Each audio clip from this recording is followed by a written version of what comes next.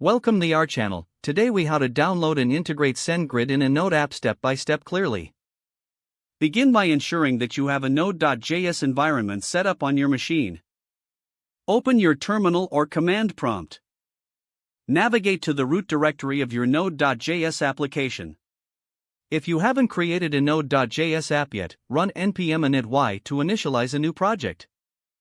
Next, install the SendGrid mail package by executing the command npm install at sendgrid/mail. Once the installation is complete, locate your project directory and open it in your preferred code editor. Create a new file named sendemail.js in your project directory.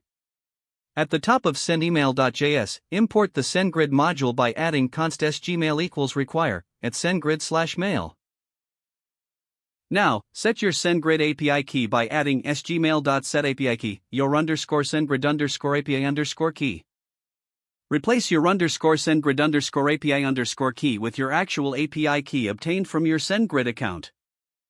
Next, create a function to send an email. Define the function with a name such as sendEmail. Inside this function, create an email object with the following properties: to, from, subject, and text. Set the to property to the recipient's email address. For the from property, use a verified sender email address from your SendGrid account. Fill in the subject and text properties with your desired content. Now, use the sgmail.send method to send the email. Pass the email object as an argument to the sgmail.send method. Add a .then method to handle the successful sending of the email. In the resolution callback, log a success message to the console. Add a .catch method to handle any potential errors. In the rejection callback, log the error message to the console. Next, invoke the sendEmail function to execute the email sending process. To avoid exposing your API key, consider using environment variables. Create a .env file in your project directory.